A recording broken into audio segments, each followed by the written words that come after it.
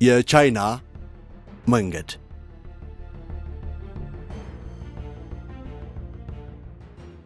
የምዕራቡ ዓለም ሚዲያ የዓለምን ትኩረት እንዳሻው ይነዳዋል፣ ይቆጣጠረዋል።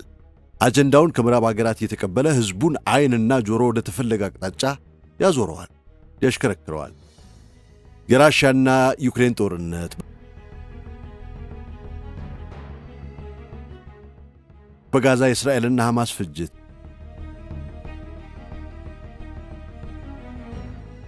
ሌላም ዓለም የምዕራቡን አጀንዳ ተቀብሎ ወሬ ሲያራግብ፣ ሰልፍ ሲጠራራ፣ በዚህ መሃል ድምጿን አጥፍታ ስሯን እየሰራች የምትገኘው የሩቅ ምስራቋ ቻይና ናት።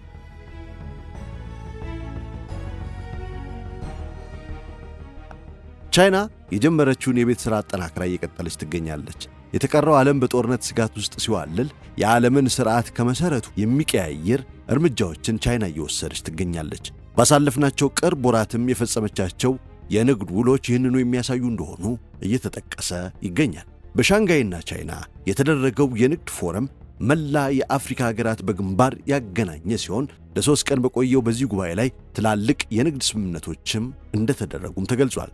የአፍሪካ ሀገራትም ወደ ቻይና በሚልኩት የኤክስፖርት ሸቀጥ ላይ 100% ከቀረጥ ነፃ እንደሚሆን ታውቋል።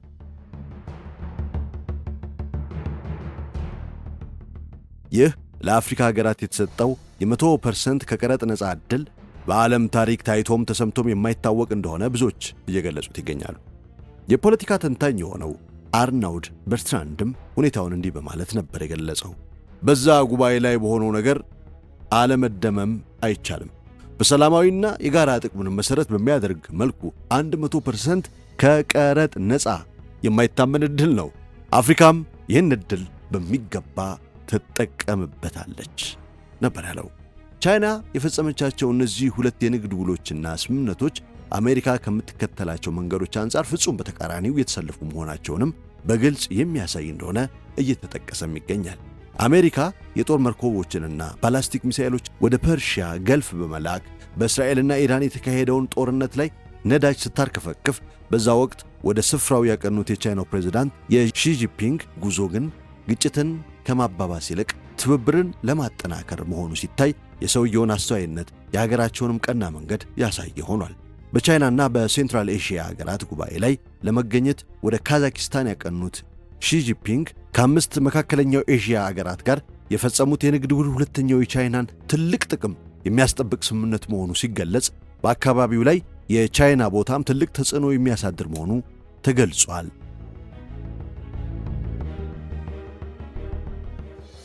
በአጠቃላይ እነዚህ ሁለት ስምምነቶች የቻይናና የአሜሪካን ተቃርኖ መንገድ የሚያሳዩ ሲሆኑ አሜሪካ የልዩነት ግንብ ስትገነባ፣ ቀረጥ ስታንር ስትጨምር፣ እንዲሁም ራሷን ከሌላው በማግለል ወደ መነጠል ስታመራ፣ ቻይና ግን በአዲሱ የዓለም የኢኮኖሚ ሥርዓት ላይ ራሷን በመሪነት ሚና ላይ ስታስቀምጥ የጋራ ጥቅም አብሮ መሆንና ዓለም አቀፋዊ ትብብር በሚል መርህ ላይ ተመስርታ መሆኑ ሲታይ ከአሜሪካ በተለየ መንገድ እንድትጓዝ አስችሏታል።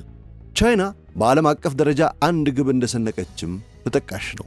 የትኛውንም አይነት ሽርክና ከማንኛውም ሀገር ጋር በመፍጠር በተቻለ መጠን ሁለቱንም ወገን አሸናፊ የሚያደርግ ግንኙነት መፍጠር ነው።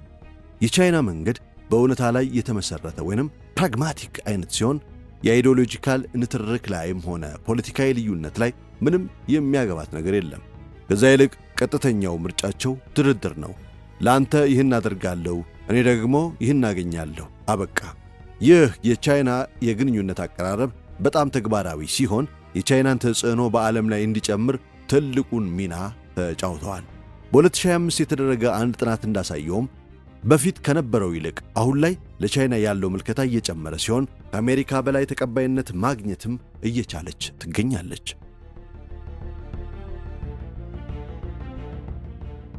በከፍተኛ ሁኔታ የተካሄደው አራተኛው የአፍሪካ ጉባኤም ለዚህ ምስክር ነበር። በባለሥልጣናቱ መካከል ከተካሄደው የቻይናና የአፍሪካ ንግድና ኢኮኖሚ ጉባኤ በትይዩም በሺዎች የሚቆጠሩ የአፍሪካ ሥራ ፈጣሪዎች፣ የሥራ ኃላፊዎችና የንግድ መሪዎችን ያሳተፈ የንግድ ኤክስፖ ሲካሄድ ቆይቷል። የዚህን የትብብር መድረክ ሂደት የታዘቡ አስተያየታቸውን ሲሰጡ የተካሄደው ኮንፈረንስ ብቻ ሳይሆን የአጋርነት ፈጠራና የመልካም ዕድሎች ክብረ በዓልም ነበር ያስባለ ሆኗል። ከአፍሪካ የተለያዩ አይነት ምርትና አገልግሎቶች በኤክስፖ ላይ የቀረቡ ሲሆን ከጨርቃጨርቅና ቅመማ ቅመም ጀምሮ የቴክኖሎጂና የኃይል አማራጮች ሁሉ ለቻይኖች ኢንቨስተሮች የቀረቡ ሲሆን ውሎች የተፈጸሙበት፣ ግብይቶችም የተከናወኑበት መድረክም ሆኖ አልፏል። ዓለምም ሆነ በተለይ ምዕራባውያን ከዚህ ዝግጅት ሊማሩ የሚችሉትና የሚገባቸውም አፍሪካ የጥሬ ዕቃ አህጉር መሆኗን ብቻ ሳይሆን አፍሪካ የሥራ ፈጣሪዎች፣ የሐሳብ አፍላቂዎችና በጣም እያደገ ያለ ምቹ ገበያም መሆኗንም ጭምር ነው። በአፍሪካ ላይ ቻይና ራዕይ የሰነቀችው ከ25 ዓመታት በፊት እንደነበርም ይነገራል። በዚህም በአፍሪካ የምታካሄደውን ንግድ እየጨመረችና እያስፋፋች መሄዱን ቀጥላበታለች። በመቶ ሚሊዮንና ቢሊዮን የሚቆጠሩ ንግድና ኢንቨስትመንቶችን ማስፋፋቱን ተያይዘዋለች። ይህም የቻይና ድርጊት ለሌላው ዓለም ግልጽ መልእክትን የሚያስተላልፍ ነበር። የአፍሪካ የወደፊት አጋር ቻይና፣ የቻይናም የወደፊት አጋር አፍሪካ ናት የሚል ነው። ምዕራባውያን አፍሪካን በማደግ ላይ እያሉ ሲያንጋጥጡ፣ ሲያላግጡ፣ ቻይና ግን የበለጸጉ የሚለውን መጠቀም ትመርጣለች። በሎጂስቲክ፣ ማዕድን፣ መሠረተ ልማትና ግብርና ላይ የምታደርጋቸው ከፍተኛ ኢንቨስትመንቶች ዘላቂነት ላለው የእድገት ሽግግርም መሠረት እየጣለች ነው ቻይና።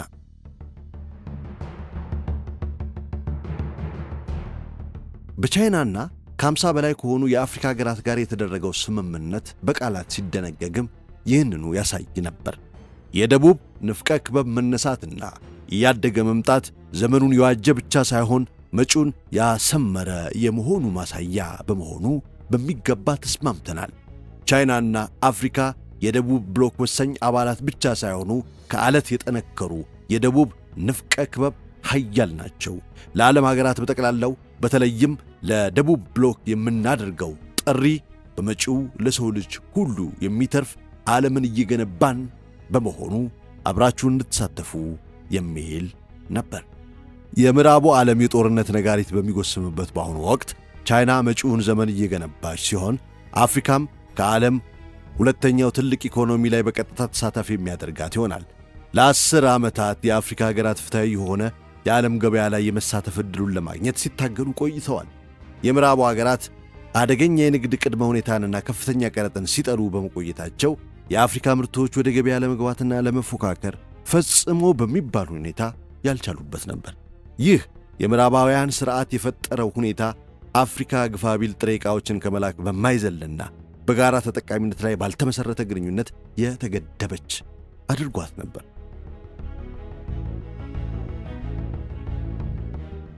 የቻይናና አፍሪካ ሁኔታ በድንገት መቀየር የጀመረው ደግሞ በ21ኛው ክፍለ ዘመን መጀመሪያ ላይ ነበር።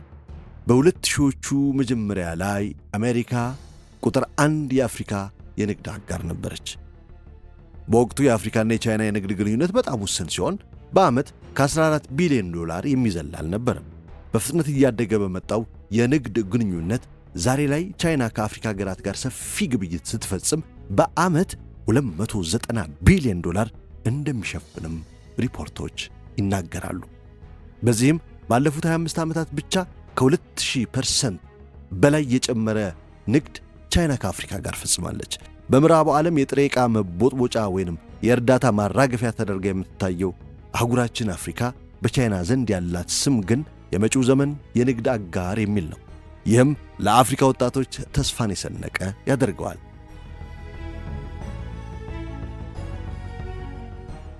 በቀበቶ ወመንገድ ፕሮጀክቶች አማካይነት ብቻ 33 ወደቦችና 6 የባቡር መስመሮችን ቻይና በአፍሪካ ገንብታለች።